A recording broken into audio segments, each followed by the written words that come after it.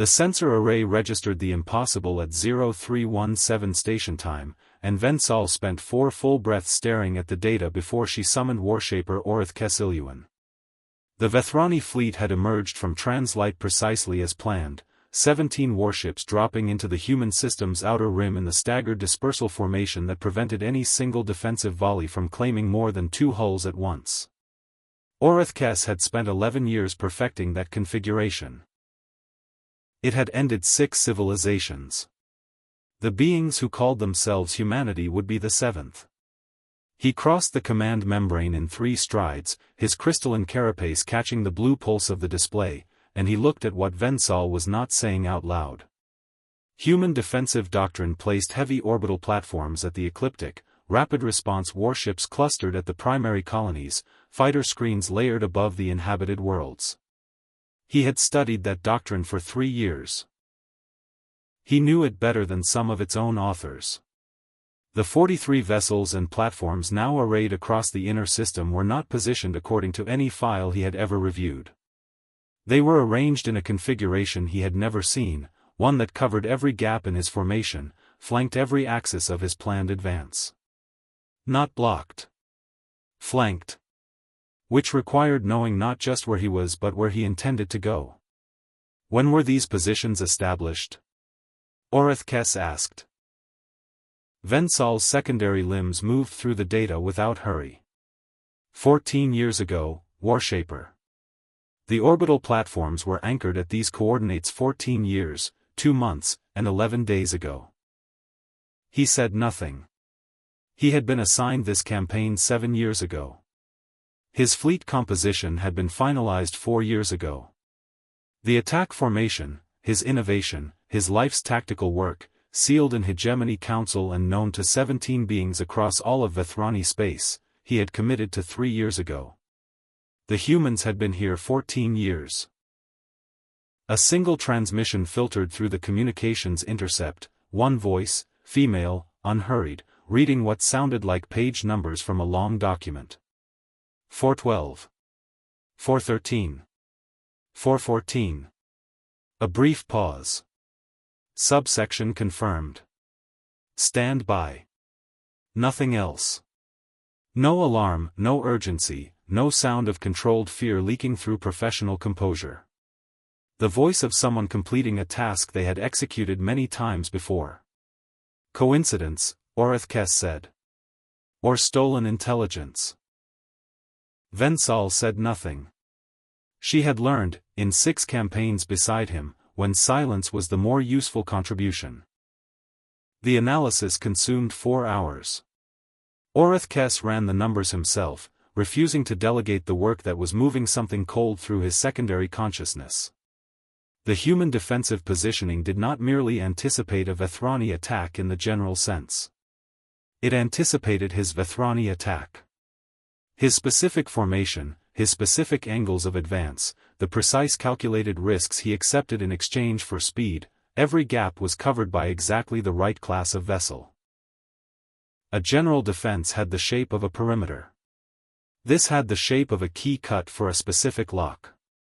94% correlation, Vensal offered quietly, when he had been staring at the projection too long.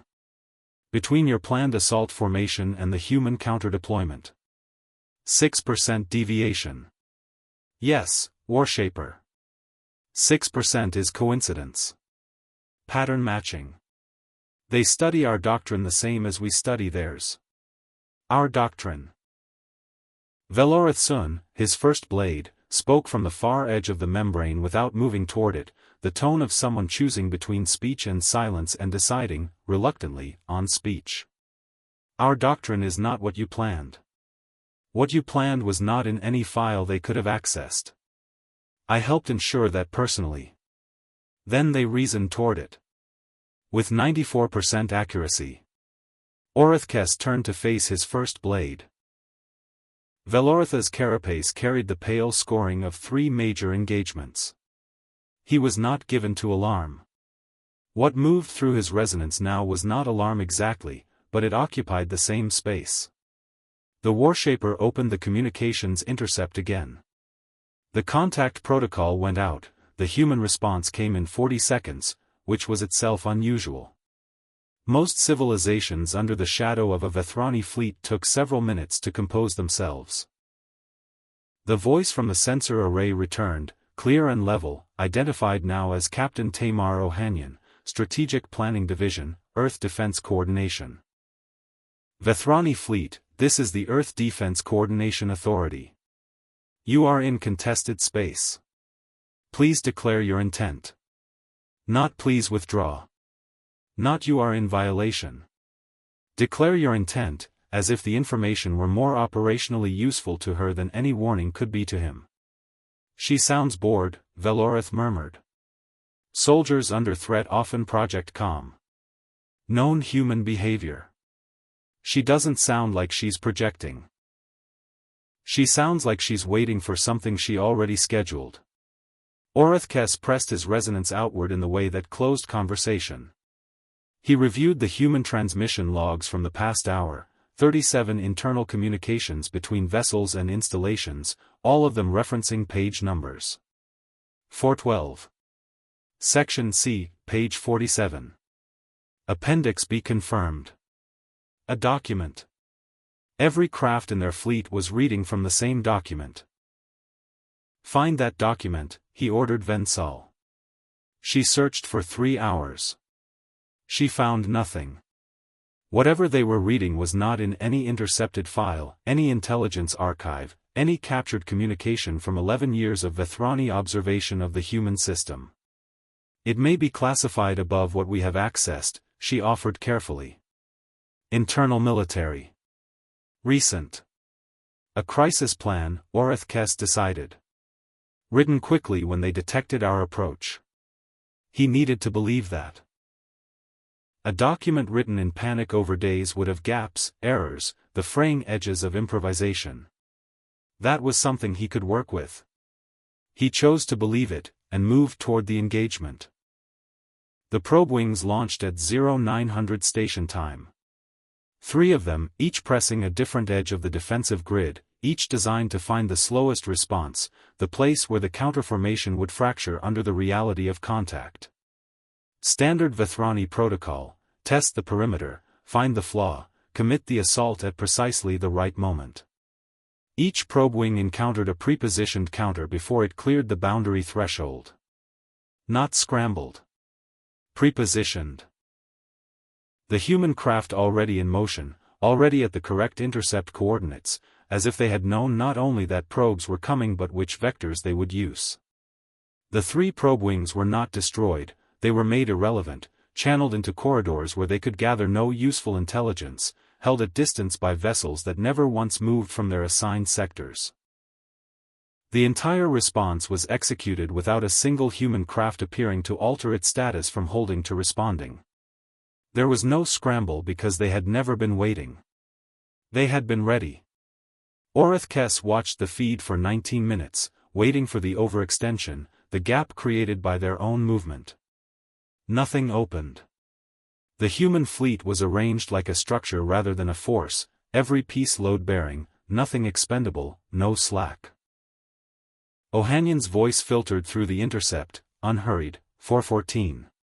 415. Secondary probe response, subsection D, confirm. A different voice answered, confirmed, Captain. Subsection D, page 415. Orithkes moved a resonance query to Vensal privately.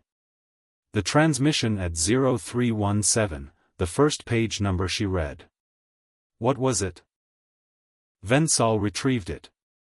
Page 12. Subsection A. He mapped it against his own campaign timeline. Phase 1, Dispersal and Approach. Phase 2, Probe Deployment and Assessment. Page 12, subsection A, would be, if the document followed any logical structure, the opening engagement protocol. The first thing you did when they arrived. They were on page 415. His campaign had 470 planned tactical phases. Velorith came to stand beside him without being called, reading the same silence. She isn't commanding a battle, his first blade said, very quietly. She's following a script. No script is that complete. No. Velorotha's secondary limbs were still. Which means it took a very long time to write. The full assault launched at 1,300 hours. 6 of his 17 vessels, Orcs leading the advance himself, not because the tactical situation demanded it but because he needed his own sensors on this, needed to find with his own instruments the point where the human preparation exceeded itself and collapsed into the improvised chaos that always, eventually, replaced doctrine in the friction of actual combat. The advance held formation for 11 minutes. 11 minutes of matched approach, Vethrani hulls pressing toward the inner system boundary, human vessels holding position with that same unnerving patience, nothing fired, nothing scrambled, nothing changed. He kept waiting for the human fleet to reveal the limit of its preparation, the seam where planning ended and reaction began. 11 minutes of silence. Then Orcs activated the resonance cascade. The cascade was the hegemony's deepest classified weapon. A pulse that disrupted crystalline-based communication systems across a broad electromagnetic spectrum, leaving enemy fleets deaf, fragmented, unable to coordinate across distances greater than visual range. It had never been used in active combat. 20 years of development, absolute secrecy, known only to the War Council and the 3 forward fleet commanders. Against a species whose communications relied on crystalline-adjacent frequency arrays, it was not merely an advantage. It was a conclusion. The pulse traveled outward at the speed physics permitted. The human fleet went silent for exactly 4 seconds. Then a reserve wing that had been holding at the edge of Orithkes's sensor range, positioned there since before he arrived, he realized, positioned there 14 years ago, moved into the gaps between his advancing vessels and deployed a configuration of Faraday-class dampening emitters. The array they formed was precise beyond what he would have considered possible under live combat conditions, a countergeometry that specifically, exactly, completely neutralized the cascade's effect across every frequency it utilized. The human fleet went loud again. Ohanyan's voice, through the intercept, quiet and even, page 412 confirmed. Continue. Orithkes stood in his command membrane and did not speak. The cascade. The weapon that was supposed to end this engagement before it truly began. The reason he had been assigned this campaign. The clean victory, the sure thing, the operation designed to take 3 weeks and define his legacy. The humans were vulnerable to the cascade in a way no species he had previously faced had been. That vulnerability was why the hegemony had chosen them next. That vulnerability was supposed to be the entire point. They knew, Velorith said, his resonance stripped of everything except the shape of the words. About the cascade. That is impossible. Their counter-array is not possible. Their positioning is not possible. Their probe response was not possible. A pause. And yet. Ohanyan's voice came through uncalled, as if she understood that he was listening, Vethrani fleet. We have neutralized your primary tactical asset. We are prepared to address your secondary and tertiary contingencies as well, if you require the demonstration. We would prefer you didn't. A slight pause. We have run this engagement before, and it becomes expensive for everyone past this point. We have run this before. Open a direct channel, Orithkes said. I will speak with her. She answered in 12 seconds. Not from a bridge, her transmission background was an office, narrow and functional, lit by a single overhead panel. A half-eaten piece of bread sat at the corner of her desk. The document she had been reading from was physical, paper, covered in handwritten marginalia, the page number at its corner clearly legible in the feed, 412. She had dark hair pulled back without ceremony and the look of someone who had been awake for 30 hours and had stopped tracking it. She did not look like a military commander in the middle of an engagement. She looked like someone finishing paperwork that was, at last, nearly done. Warshaper Orithkes, she said, and the pronunciation of his name was exact. She had practiced that. Captain Tamar Ohanian. You knew we were coming, he said. No. Simply, without apology. We didn't know you were coming. We knew someone would. The cascade. You could not have known about the cascade. She moved the physical document on her desk. He noted the motion, the familiarity of it, the gesture of someone picking up a tool they had held for years. We've maintained a doctrine of theoretical adversary modeling for roughly 2 centuries. After first contact, we updated the models with actual species data. For the last 15 years, a dedicated planning team had one mandate: design the most effective invasion of Earth that could be imagined, given Vethrani capabilities and strategic doctrine. She set the document down again. A second team's mandate was to defeat it. That team predicted the cascade. That team predicted 8 different versions of something functionally identical to the cascade. The expression on her face was not quite a smile, more the look of someone who has expected a question and finds the asking of it confirms a long-held conclusion. We didn't know what you'd call it. We reasoned that a species relying on crystalline communication would eventually weaponize electromagnetic disruption. It's the logical extension of your biology. We built the counter-array 6 years ago and have been rehearsing the deployment since. The cold thing that had been moving through his secondary consciousness since 0317 had settled now into something heavier and more permanent. How many scenarios did your team prepare for? She glanced at something beyond the feed's frame. The document I'm working from has 814 pages. That is the Vethrani volume specifically. He did not ask how many volumes there were. He was not certain he could hold the answer. You said you had run this before, he offered instead. The simulation, yes. Twice yearly, full fleet exercise. She picked up the bread. Set it down without eating. The most recent run was 4 months ago. We lost 3 orbital platforms in that simulation. I've been trying to resolve the gap that caused it. A pause, and her eyes moved to something on the desk, a notation, perhaps, a problem still circled. We only lost 2 platforms today. So. He looked at her, this exhausted woman in a narrow office with a cold meal and a hand-annotated document, and understood something that rearranged what he had believed, without his permission, about the nature of conflict. How many times, he asked, did you lose? When the simulations first began? She held the feed directly. Her eyes were steady. Not with triumph, not with cruelty, but with the particular steadiness of someone who has looked at a hard truth long enough that it no longer makes them flinch. Every time, she said. At first. He broke the link and stood motionless for 4 minutes. Velorith did not speak. Vensal did not speak. The 17 vessels of his fleet held position at the inner system boundary, none damaged, none threatened, all of them as combat-capable and as completely irrelevant as they had been when they dropped from Translight. He had brought weapons. She had brought answers. Orith Kes was not a being given to sentiment or hesitation. He had been selected for this campaign precisely because he was the most analytically precise warshaper in the Hegemony's active roster, the one most capable of reading a battlefield without the interference of whatever other species named feeling. His carapace was unmarked. He had never lost. He thought for a long time. Then he made a choice.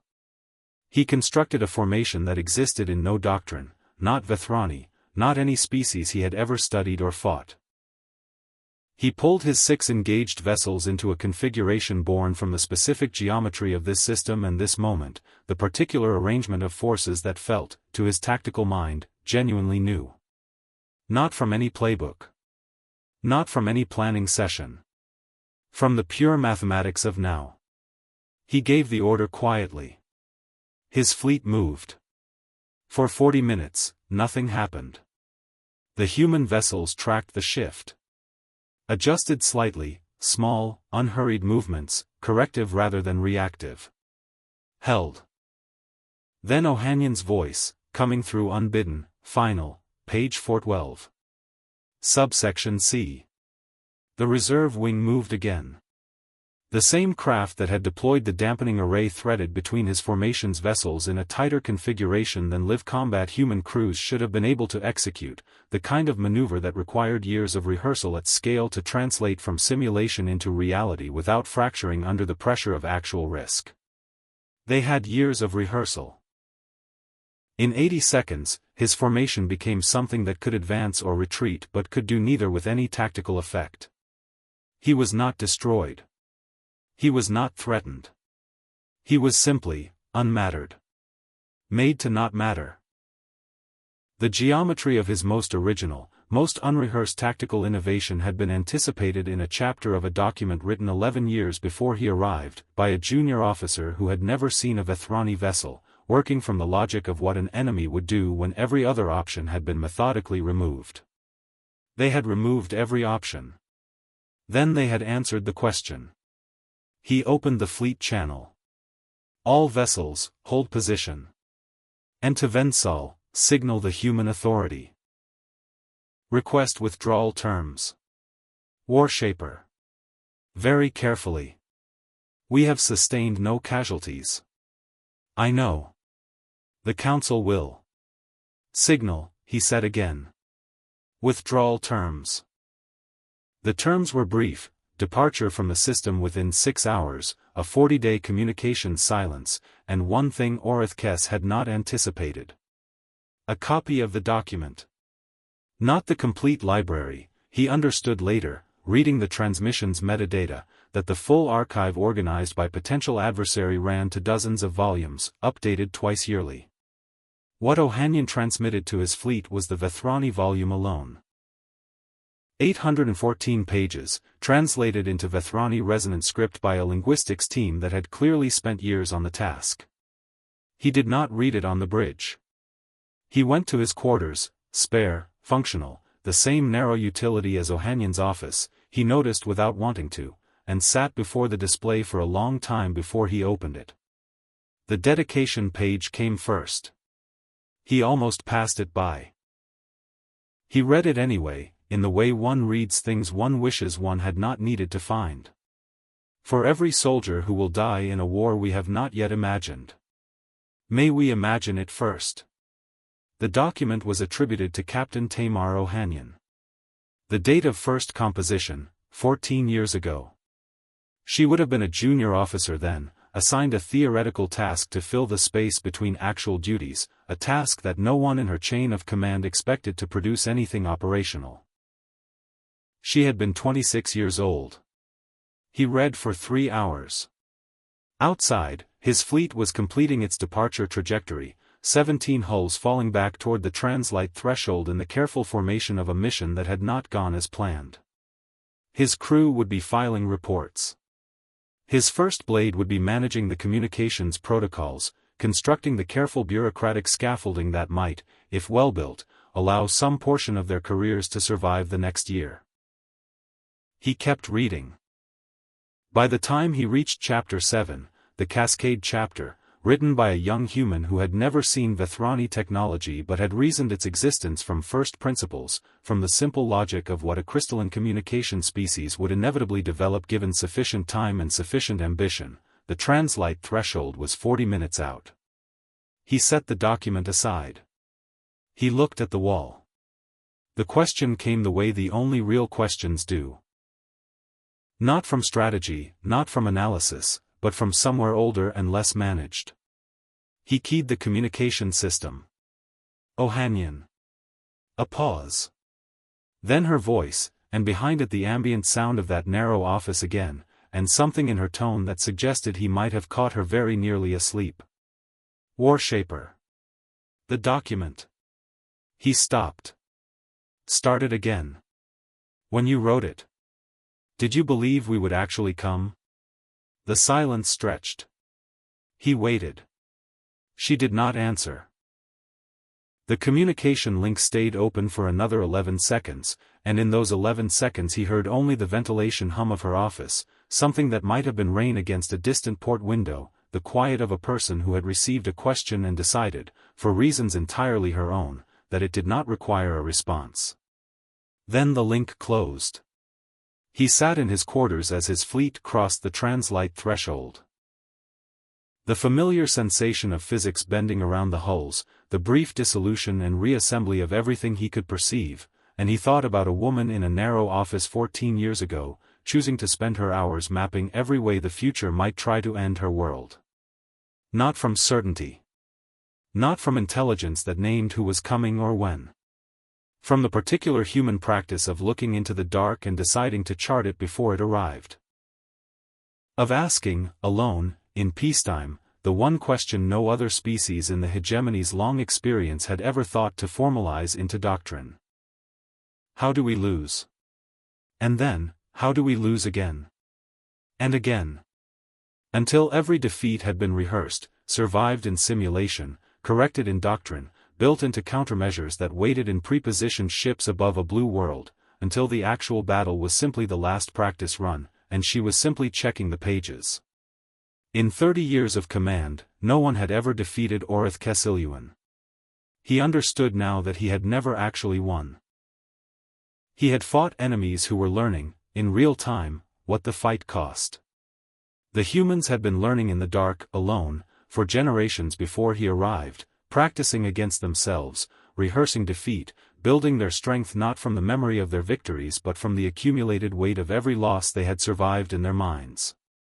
When he arrived, there was nothing left to take from them. He closed the display. He resonated once, quietly, to himself, the Vethrani word for which the translated document had offered no equivalent, the concept that held somewhere between grief and recognition and the terrible respect for a preparation you cannot undo. His fleet moved deeper into translite. Behind it, in a narrow office above an ocean on a world he had come to conquer, a woman whose bread had gone cold fell asleep at her desk with page 814 still loose in her hand. She had not celebrated. There was nothing to celebrate. There was only the next volume, and the one after that, and 4 months until the next simulation, and somewhere in the dark a war she hadn't imagined yet that needed imagining before it arrived. The most dangerous warriors in the galaxy were not the ones who had never lost. They were the ones who had lost every battle, quietly, methodically, alone in offices and simulations and 800 pages of careful, practiced grief, until there was simply nothing left for the actual enemy to take from them.